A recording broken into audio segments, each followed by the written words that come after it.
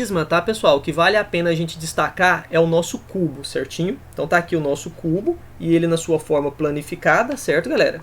Pessoal, o cubo, tá, ele vão ter algumas características parecidas, tá, com a que nós vimos ali no paralelepípedo, tá?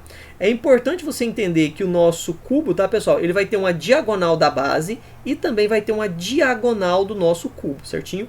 Bom, pessoal, para calcular a diagonal da base, tá, galera, você pode usar o Teorema de Pitágoras, certo? Mas no caso do cubo, galera, nós sabemos que as faces laterais de um cubo são quadrados, não é isso? E nós já vimos aí nos vídeos anteriores como é que eu faço para calcular a diagonal de um quadrado. Pessoal, como é que eu calculo a diagonal de um quadrado? Se a medida do nosso quadrado aqui vale A, pessoal, a diagonal desse quadrado, então, né, pessoal, basta você fazer assim, ó, A vezes a raiz quadrada de 2, certinho? Aí nos vídeos anteriores, eu acho que eu lembro que eu coloquei para vocês aqui um quadrado de lado L. Professor, como é que eu calculo, então, essa diagonal aqui, né? Lá no vídeo eu coloquei L raiz quadrada de 2, certinho? Pessoal, a ideia aqui é a mesma, certo? Muito bem. Agora, pessoal, como é que eu faço para calcular a diagonal, tá, galera, do cubo?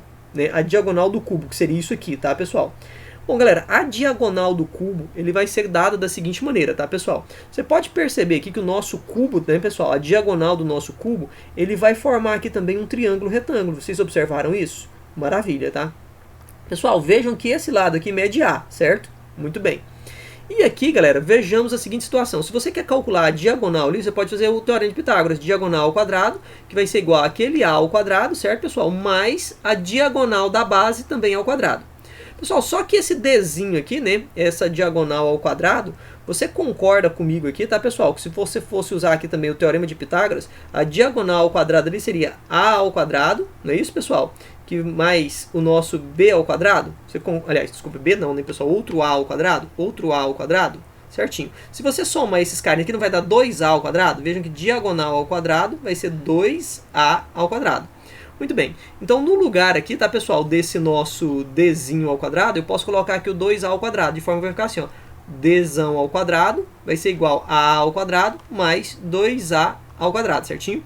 Pessoal, quando eu somar esse 1A ao quadrado com esse 2A ao quadrado, vai dar 3A ao quadrado. Esse expoente 2, quando eu passar em forma de raiz, vai dar para tirar a raiz quadrada lá do nosso A, não é isso? E o 3 vai ficar dentro da raiz. De forma, pessoal, que a diagonal do cubo, então, vai ficar como? Diagonal do cubo vai ser igual a A vezes a raiz quadrada de 3, beleza?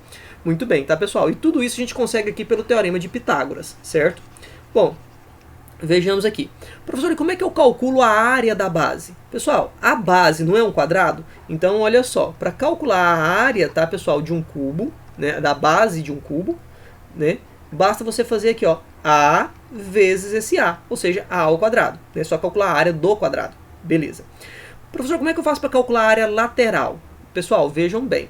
No caso específico do cubo, vocês vão observar aqui, ó, que isso aqui é uma lateral, isso aqui é outra lateral, aqui no fundo você tem uma lateral e você tem esse outro carinha aqui que é outra lateral. Pessoal, não são 4 quadrados? Então vejam, pessoal, que basta você calcular a área de um quadrado e multiplicar por 4. Você vai ter aqui a área lateral, certo?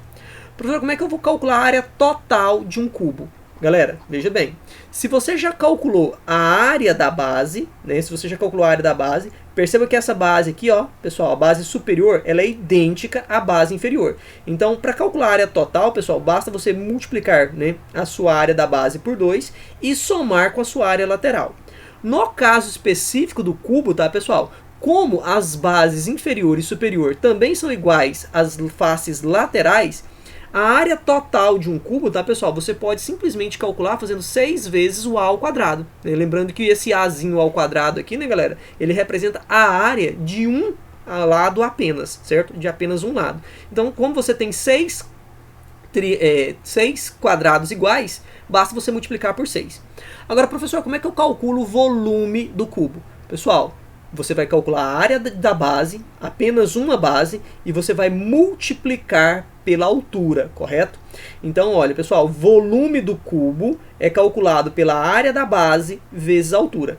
Como a área da base, né, pessoal, a gente já sabe aqui, ó, que é o A ao quadrado, e a altura é um outro A, Pessoal, A ao quadrado vezes A vai dar A ao cubo. Então o volume de um cubo pode ser calculado, né, pessoal, fazendo simplesmente, né, o valor do lado elevado a 3. Bom, pessoal, essas aqui são informações importantes, né, que valem a pena serem destacadas no estudo do cubo, beleza? Porque, pessoal, por que eu destaquei aqui o cubo e o paralelepípedo? Porque esses dois sólidos, né, esses dois prismas, eles vão aparecer demais, né, em exercícios de vestibulares e também de Enem, beleza?